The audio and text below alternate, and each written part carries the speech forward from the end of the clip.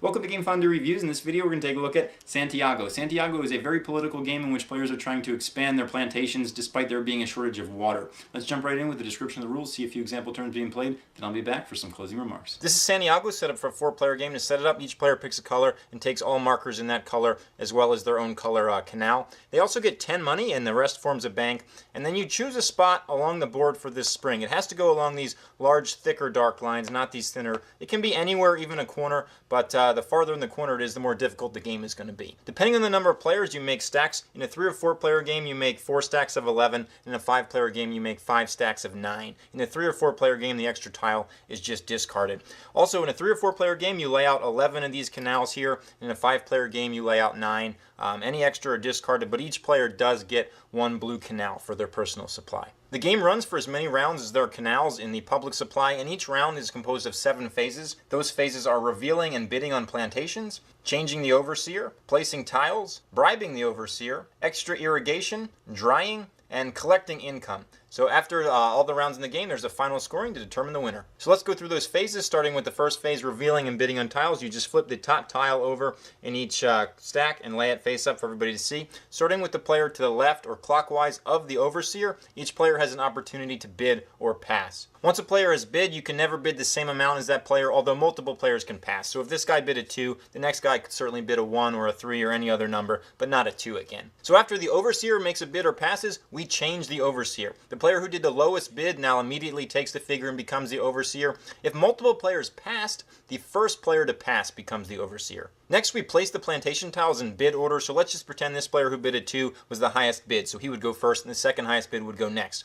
All you have to do is pick one of these tiles and place them on the board. They can go anywhere, even way out in left field, but it's generally smarter to place them in the area near the spring.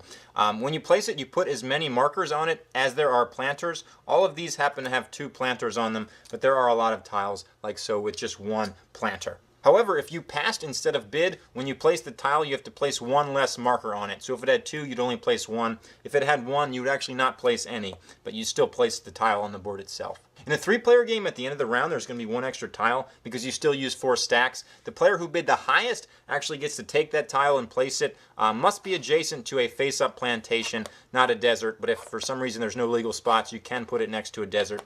Unlike a regular tile, which can be placed anywhere. Again, this needs to be placed next to a face-up plantation. Even though the highest bidder gets to place this, he doesn't get to put any markers on it, though. So don't worry about that. So after everybody's placed their tiles and paid their bids to the bank, now we get to bribe the overseer. And again, starting with the player to the left of the overseer, each player has an opportunity to lay out a sum of money and play their proposed canal in a different spot. When you're building canals, they're always built along these thicker brown lines, never these thin ones, and they can't go like this. They have to stay in the squares laid on the board. The first one must be adjacent to the spring, but any later ones can be adjacent to the spring or a canal already built. So let's pretend this player wanted to go here. He must try to bribe the overseer at least $1. He can certainly go higher, so he'll put that there with 1. The next player can either lay out their own canal, pass, they don't have to do it at all, or they can say, you know what, I'd really like that there, I'll add to that guy's bid. But you should keep your money separate so you don't get them mixed up. After everybody's either proposed a canal, passed, or supported another, the overseer goes last. He has the opportunity to build one of these, taking the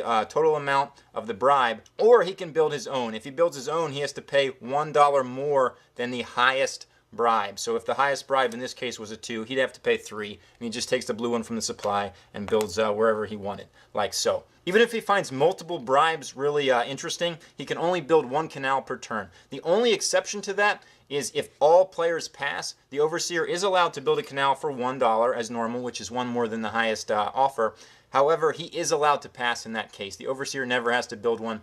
But in any other situation, if at least 1 player has proposed a canal, 1 must be built. Also, I want to make it clear that if 1 is not built, you still remove that canal from the supply. It does not add any rounds to the game. After that, it's the extra irrigation phase, and again, starting to the left of the overseer, players have an opportunity to build a canal. Everybody starts their game with 1 blue canal in their supply. At this time, they could just build that anywhere that's legal. Again, it has to be next to the spring or connected to a canal that's already there.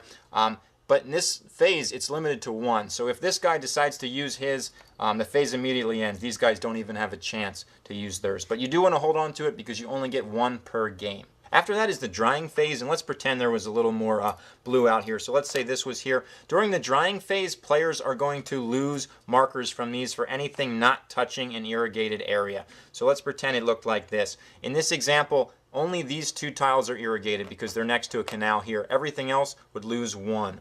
Now, if a tile is ever in a situation to lose 1 where it doesn't have any, like this tile here, it gets flipped over and becomes a desert for the rest of the game. It's also important to note that during the final round of the game, anything not irrigated, even if it still has markers on it, will instantly become a desert. But that's the final round of the game only. And the last phase of the turn is just collect income. Players get 3 money from the bank each, so they're always going to get a little bit of money at the end of the turn. After the last round of the game, which again are marked by these, there is a final scoring. But first, as mentioned, all of the areas that are not irrigated are going to dry up immediately, even if there's still tiles on them. But for final scoring, you add up the value of your money and then the value of your plantations on the board. The way plantations are scored is it's the number of markers a player has times the size of the plantation. So for instance, if this was the white player's turn to score here at the end of the game, it would be, in this region, he has 1, 2, 3 tiles, and he has 2 markers. So it would be 2 markers times 3 tiles. He would get 6 points. The gray player for this region here would get 1 times 3.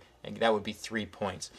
This brown does not connect with this plantation here. So this brown, for instance, would be 1 times the size 1. So it would be 1 point for the purple player. Tiles are only connected if they're edge to edge. Corner to corner does not count, so this would technically be a different plantation for the end of the game. But that's how the scoring works. The player with the highest total score plus the value of your money is essentially 1 point each, wins the game. Let's get going with this example playthrough. So the first thing we do is we flip up these tiles each round, and players have an opportunity to bid on them. We start to the left of the overseer, and this player here started as the overseer, so we're going to start with this guy. He decides to bid 2. Now remember, nobody else can bid 2. This guy doesn't want to place 1 less on there, so he's going to bid 1. This guy decides to pass, and being that he is the first passer, we know he's going to become the new overseer immediately after this. And then this guy is going to pass as well. So it goes in order of the bid. So this guy bid 2, which is the highest, so he pays that to the bank. He takes the tile and he places it. So he places it here, and he puts 2 of his markers on it because there's 2 planters on that tile. And then next is this guy who paid 1, so he's going to take a tile with 2 as well. He's going to stick it up here and put 2 on it. Now that these players passed, this player actually gets to go first because it resolves backwards in pass order. Whoever passes first, though, is favored for becoming the overseer. So it's this guy's turn, so he's going to pick one of these tiles. Unfortunately, though, he's not going to get to place anyone on it because he passed, so it's the number -1. And both of these tiles are 1, so it's 1 minus 1 is 0. So he's just going to stick over here. He doesn't really feel good about that. And then it's this guy's turn, and he's going to do kind of a similar thing. He's just going to prevent these from ever being connected because he doesn't get to place 1 on it either. So now we're at the bribing the overseer phase, and it starts to the left of the overseer, so it's this guy. He doesn't really have anywhere he wants to place anything, so he doesn't want to bribe the overseer at all. Because remember, if you place this on the board, you have to offer him at least 1. This guy, though, really wants to put it over here because he doesn't want this other guy to get water. So he's going to place it there, and he's going to bribe the overseer 3. Purple is a little bit upset about that because when you build it this way, it's going to help the other guy out. So he puts it here, and he only offers 1. He's pretty unhappy about it. Now, the overseer either has to take one of these offers or build for his own. He can't decide not to build, but if he builds for his own in a different location, he has to pay 4 because 3 is the highest bid plus 1 is 4. He decides he's just going to take the most money, so he does that, and purple is very upset about it. So purple's thing goes away, as does gray's, but gray's is replaced with a canal from the supply.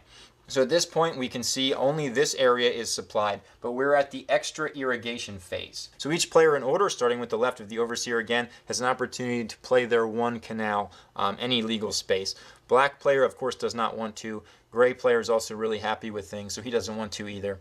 Purple considering it, but he decides he wants to hold on to this for a little later in the game. He could put it there right now, but there's still some good things that can come. And white player is not going to either. So the drying phase, anything not connected to a canal is going to dry up. So this already has none on it, so it's going to flip over, as is this one. So that's a nice big desert patch there.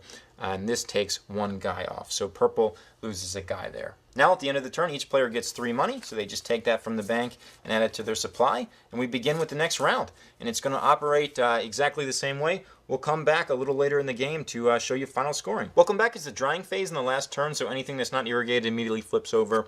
This would have flipped anyway because there's no markers on it, but everything else is actually irrigated. It has to just be adjacent to one water. Some of them are adjacent to a couple. So we don't need to pay out people in the last turn because it's just going to count for points, but let's do the scoring. So let's start with black because it's real easy. He has no money at all. So then we count the different regions he's in. So he is in this potato region here. That's 2 big, and he has 2 times 2, so that's 4 points for him. This banana region is 1, 2, 3 big times 4, so that's 12 more points for him. This banana region is 3 big times 2, 4, 6, so it would be 3 times 6, 18 points for him. And over here, 1, 2, 3, 4, 5 times 4, that's a 20-point region. And lastly, 1, 2, 3 times 2, that's a 6-point region. So that, in addition to his money, is his score. Obviously, he has no money, but some of the players have quite a bit. So that's adds on to what they're at. The player with the most total wins. Santiago is a very political game. For those of you who don't like that, you should probably stay away from this one. But for those who do, this is a really neat experience.